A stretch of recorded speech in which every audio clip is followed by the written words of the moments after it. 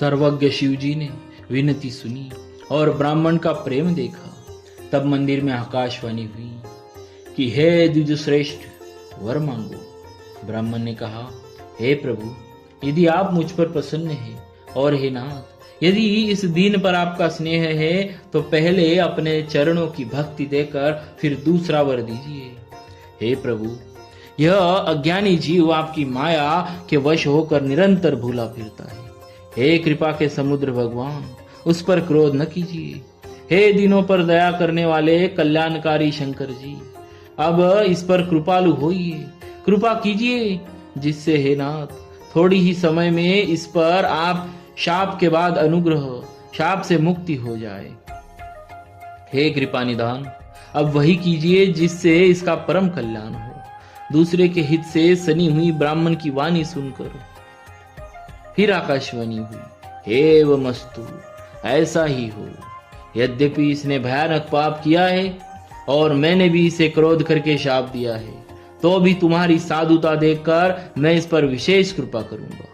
हे द्विज, जो क्षमाशील एवं परोपकारी होते हैं वे मुझे वैसे ही प्रिय है जैसे खरारी श्री रामचंद्र जी प्रिय है। हे द्विज, मेरा शाप व्यर्थ नहीं जाएगा। यह 1000 जन्म अवश्य पावेगा, परंतु जन्मने और मरने में जो दुख दुसह दुख होता है, इसको वह दुख जरा भी न व्यापेगा और किसी भी जन्म में इसका ज्ञान नहीं मिटेगा। हे शूद्र, मेरा प्रामाणिक सत्य वचन सुन। प्रथम तो तेरा जन्म श्री रघुनाथ जी के पुरी में हुआ, फिर तूने मेरी सेवा में मन लगाया। पुरी के प्रभाव और मेरी कृपा से तेरे हृदय में राम भक्ति उत्पन्न होगी। हे भाई, अब मेरा सत्य वचन सुन। द्विजों की सेवा ही भगवान को प्रसन्न करने वाला व्रत है। अब कभी ब्राह्मण का अपमान न करना। संतों को अनंत श्री भगवान ही के समान जानना। इंद्र के वज्र, मेरे विशाल त्रिशूल, काल के दंड और श्रीहरि के विकराल चक्र के मारे जो नहीं मरता वह भी विप्रद्रोह रूपी अग्नि से भस्म हो जाता है। ऐसा विवेक मन में रखना, फिर तुम्हारे लिए जगत में कुछ भी दुर्लभ न होगा। मेरा एक और भी आशीर्वाद है कि तुम्हारी सर्वत्र अबाध गति हो, अर्थात तुम जहां जाना चाहोगे वही बिना रोक टोक के जा सकोगे। आकाशवाणी के द्वारा शिव जी के वचन सुनकर गुरुजी हर्षित होकर ऐसा ही हो यह कहकर मुझे बहुत समझाकर और शिव जी के चरणों को हृदय में रखकर अपने घर गए। काल की प्रेरणा से मैं विंध्याचल में जाकर सर्प हुआ। फिर कुछ काल बीतने पर बिना ही परिश्रम, बिना ही कष्ट के मैंने वह शरीर त्याग दिया। हे हरिवाहन, मैं जो भी शरीर धारण करता उसे बिना ही परिश्रम वैसे ही सुखपूर्वक त्याग देता, जैसे मनुष्य पुराना वस्त्र त्याग देता है और नया पहन लेता है। शिवजी ने वेद की मर्यादा की रक्षा की और मैंने क्लेश भी नहीं पाया। इस प्रकार हे पक्षीराज, मैंने बहुत से शरीर धारण किए पर मेरा ज्ञान नहीं गया।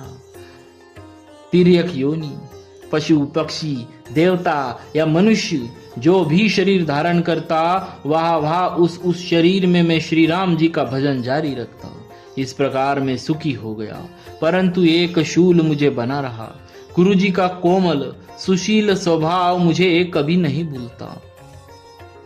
अर्थात मैंने ऐसे कोमल स्वभाव दयालु गुरु का अपमान किया, यह दुख मुझे सदा बना रहा।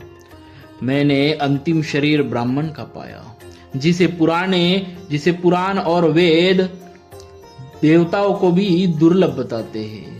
मैं वहां ब्राह्मण शरीर में भी बालकों में मिलकर खेलता तो श्री रघुनाथ जी की ही सब लीलाएं किया करता। सयाना होने पर पिताजी मुझे पढ़ाने लगे। मैं समझता, सुनता और विचारता, पर मुझे पढ़ना अच्छा नहीं लगता। मेरे मन में सारी वासनाएं भाग गई, मेरे मन से सारी वासनाएं भाग गई। केवल श्री राम जी के चरणों में लग गई। हे गरुड़ जी, कहिए ऐसा कौन अभागा होगा जो कामधेनु को छोड़कर गदही की सेवा करेगा। प्रेम में मग्न रहने के कारण मुझे कुछ भी नहीं सुहाता। पिताजी पड़ा पड़ा कर हार गए। जब पिता माता कालवश हो गए, मर गए, तब मैं भक्तों की रक्षा करने वाले श्री राम जी का भजन करने के लिए वन में चला गया।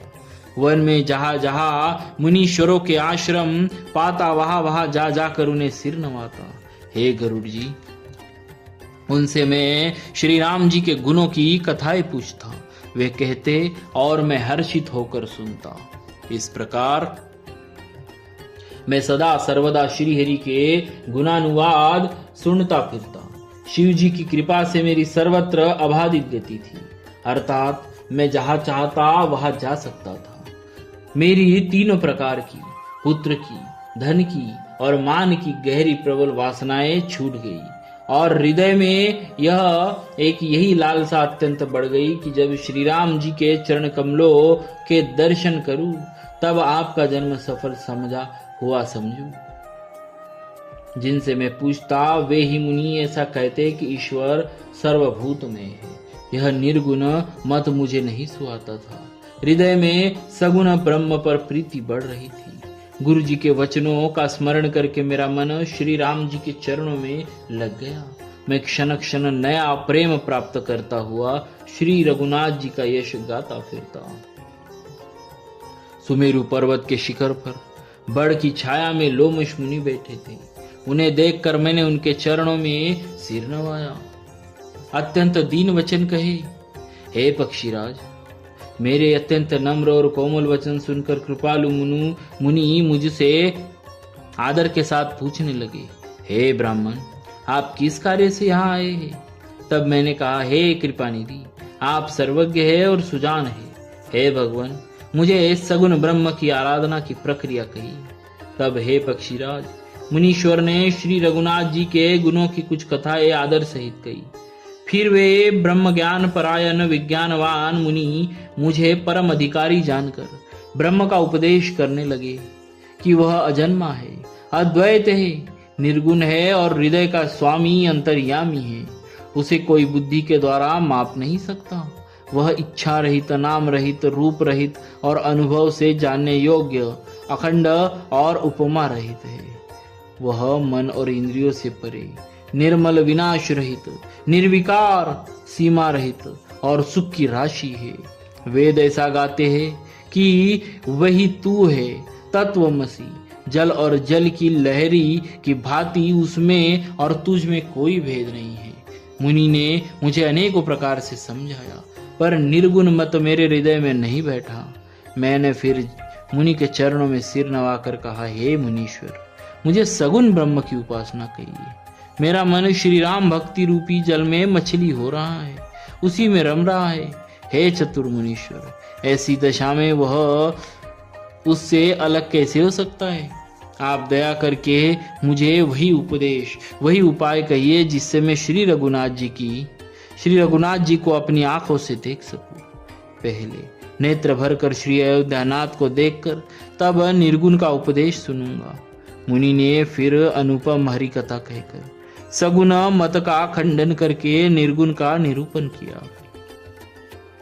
तब मैं निर्गुण मत को हटाकर काट कर बहुत हट करके सगुण का निरूपण करने लगा। मैंने उत्तर प्रत्युत्तर किया। इससे मुनि के शरीर में क्रोध के चिन्ह उत्पन्न हो गए। हे प्रभु, सुनिए, बहुत अपमान करने पर ज्ञानी के भी हृदय में क्रोध उत्पन्न हो जाता है। यदि कोई चंदन की लकड़ी को बहुत अधिक रगड़े तो उसमें भी अग्नि प्रकट हो जाएगी। मुनि बार बार क्रोध सहित ज्ञान का निरूपण करने लगे। तब मैं बैठा बैठा अपने मन में अनेकों प्रकार के अनुमान करने लगा। बिना द्वैत बुद्धि के क्रोध कैसा, और बिना अज्ञान के क्या द्वैत बुद्धि हो सकती है? माया के वश रहने वाला परिच्छिन्न जड़ जीव क्या ईश्वर के समान हो सकता है? सबका हित चाहने से क्या कभी दुख हो सकता है? जिसके पास पारसमणि है उसके पास क्या दरिद्रता रह सकती है? दूसरे से द्रोह करने वाले क्या निर्भय हो सकते हैं? और कामी क्या कलंक रहित बेदाग रह सकते हैं? ब्राह्मण का बुरा कहने से क्या वंश रह सकता है?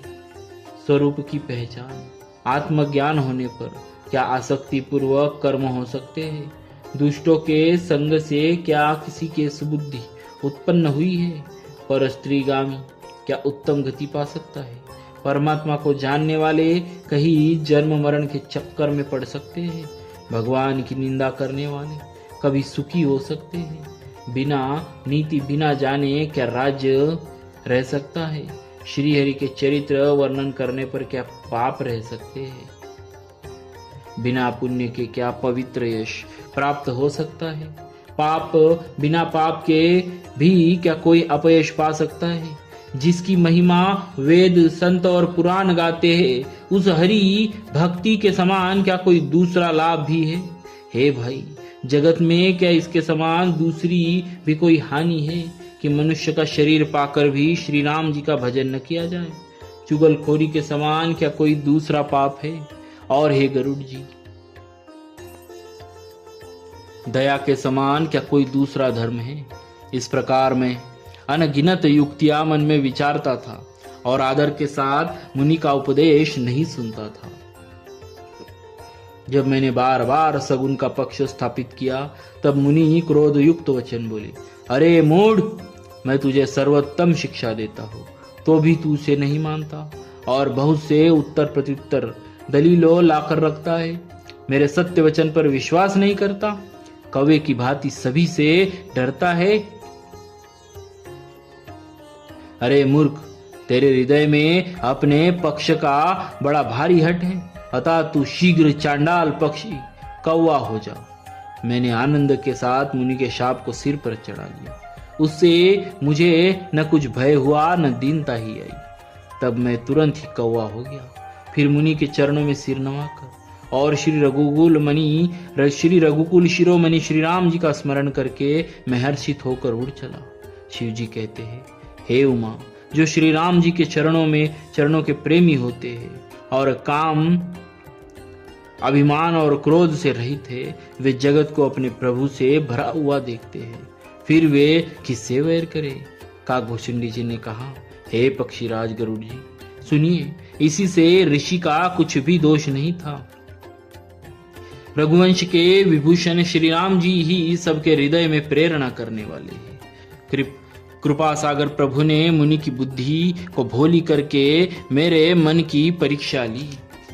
मन, वचन और कर्म से जब प्रभु ने मुझे अपना दास जान लिया, तब भगवान ने मुनि की बुद्धि पलट दी।